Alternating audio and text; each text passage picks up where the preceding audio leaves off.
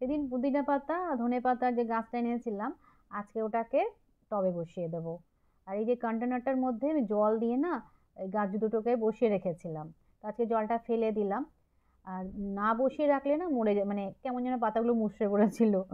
তো সেই কারণে আমি তো ওই কাজটাই করি, নিচে একটা কন্টেনারে জল দিয়ে পুরো টাবটা বসিয়ে রেখে দিই।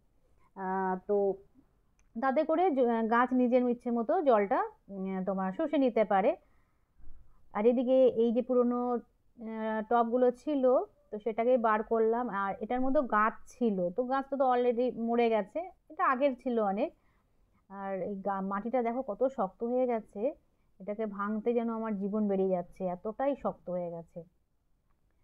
আগে তো আমি কোকোপিট এনেও গাছ বসিয়েছি, তো মাটিও থাকতো, তো এই মাটিটা এখন রয়েছে ভাবে আছে বলে আমি এটাকেই মানে গুঁড়ো করে নিচ্ছি মাটিটাকে আর কি।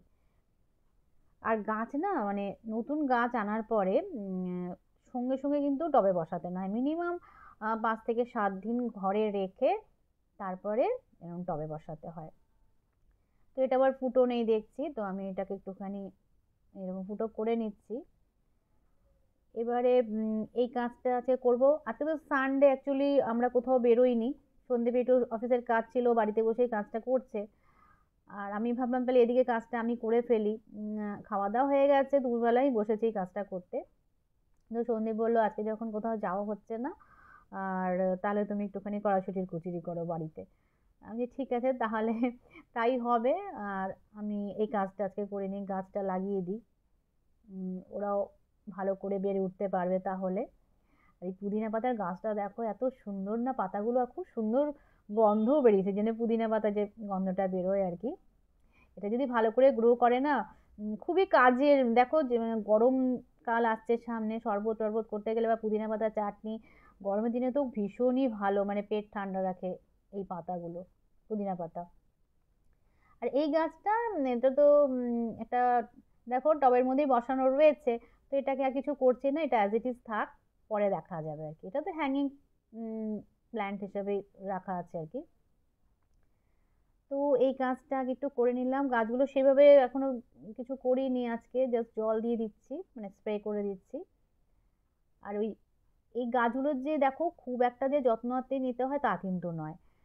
মাঝে সাঝে ওই টবগুলোর নিচে আর একটা মানে একটা করে কন্টেনারে জল দিয়ে টবগুলো বসিয়ে দিলে না, গাছ তার নিজের ইচ্ছে মতো জল শুষে নিতে পারে। তাতেই দেখো আমার এই গাছগুলো এত সুন্দর গ্রো করছে। আমি যে আলাদা কোনো সার দিচ্ছি বা অনেক কিছু যত্ন করছি তা কিন্তু নয়। দেখতেই পাচ্ছ তাতেই দেখো আমার প্রত্যেকটা গাছ খুব সুন্দর গ্রো করছে। এখনো পর্যন্ত একটা গাছও মরে কিন্তু যায়নি। আর সেটা একটা বিশাল মানে আনন্দের বিষয়, আমার কাছে ভীষণ ভালো লাগে। তো ওইদিকে কাজটা কমপ্লিট করে এসে এবার যথারীতি কিচেনে এসে পড়লাম, কড়াইশুঁটির কচুরি বানানোর সব প্রস্তুতি করে নিচ্ছি আর কি। প্রথমে না আমি একটুখানি কড়াইশুঁটিগুলোকে জলে না একটু ভাপিয়ে নিই আর কি, বুঝলে তো। কাঁচাও করা যায়, সেটা কোনো অসুবিধে নেই, না আমি একটু ভাপিয়ে নিই। তো তো সবকিছু আগে অ্যারেঞ্জ করে নিচ্ছি। তারপরে রাত্রেবেলা এটাই আছে খাওয়া হবে, কড়াইশুঁটির কচুরি। আর মেন কথা যেটা শীতকালে এটা কিন্তু মাস্ট, তাই না বলো? যতদিন মানে কড়াইশুঁটিটা পাওয়া যাচ্ছে, এখন যদিও সারা বছরই পাওয়া যায়, তো কিন্তু এই যে সময়ের যেটা টেস্ট হয় তার ভালোই, মানে সময়টা সময়ের টেস্টই হয় আলাদা, তাই না? যে কোনো জিনিসেরই। তো দেখো এই পুরটা করার জন্য একটুখানি আদা কুচিয়ে নিলাম, আর কাঁচা লঙ্কা দিলাম, আর এই ভাপানো কড়াইশুঁটিগুলো এর মধ্যে দিয়ে একটুখানি পেস্ট করে নেব। মিক্সিতে অল্প জল দিলাম, বেশি জল দেওয়া যাবে না। নিয়ে এবারে অল্প একটু তেল দিয়ে তেলের মধ্যে ভালো করে এটাকে নেড়ে নেব। আর এর মধ্যে আমি দেব একটুখানি তোমার সরি নুন, মিষ্টি, হলুদের গুঁড়ো দিয়ে ভালো করে দেখো যখন একদম মজে আসবে আর কি, ড্রাই ড্রাই হয়ে আসবে, তারপর একটুখানি আমি ছাতু দিয়ে দিচ্ছি। এটা কিন্তু মাস্ট, জানো তো। ছাতুটা দিলে বাইন্ডিংটা খুব ভালো আসে আর কি, না হলে দেখবে বাইন্ডিং কিন্তু ভালো আসে না, ছেড়ে ছেড়ে যায় আর কি পুরটা। এটা দেখো কত সুন্দর একটা পুর তৈরি হয়ে গেল। আর কড়াইশুঁটির কচুরির সাথে আলুর দম তো মাস্ট, সেই জন্য আমি আলুর দমটাও বসিয়ে দিয়েছি অলরেডি। আলুটাকে প্রেসারে সেদ্ধ করতে বসিয়ে দিয়েছিলাম আগে। এই খাবারগুলো দিয়ে আবার খুব একটা ভালোবাসে না। সেই জন্য কি বলতো, যে আমার যে খুব একটা মন খারাপ হচ্ছে তা নয়, যে একটা বাড়িতে ভালো মন্দ রান্না করলে মেয়েটা নেই কাছে, আহ, তখন মনটা ভীষণই খারাপ করে।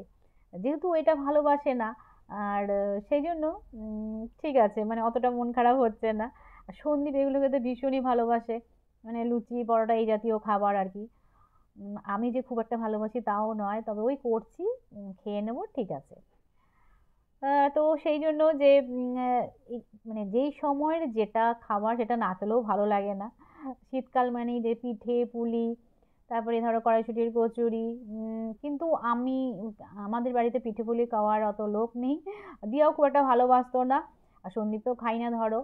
আর নিজের জন্য অত আর ভালো লাগে না করতে, সেই জন্য ওই পিঠে পুলির পাট আমার বাড়িতে আর হয়ও না। নিজের জন্য আর ইচ্ছা করে না, সত্যি কথা বলতে, যে একার জন্য যে কিছু রান্না করবো সেটা একদমই ভালো লাগে না আমার করতে। তো কচুরিটা কি বলতো, যে সন্দীপ ভালোবাসে, সেই জন্য করা আর কি। আর এগুলো তো সব সময় হয় না, দেখো আজকে ছুটির দিন ছিল, বাড়িতে রয়েছি, সেই জন্য ভাবলাম ঠিক আছে করে দিই। তো ওকে খেতে দিয়ে দিচ্ছি।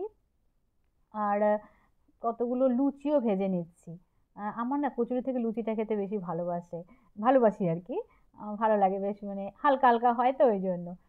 তো চলো, গরম গরম লুচি কচুরি সব ভাজা হয়ে গেল, এখন খেয়ে নেবো। আজকের মতন টাটা, আবার দেখা হবে নেক্সট ব্লগে।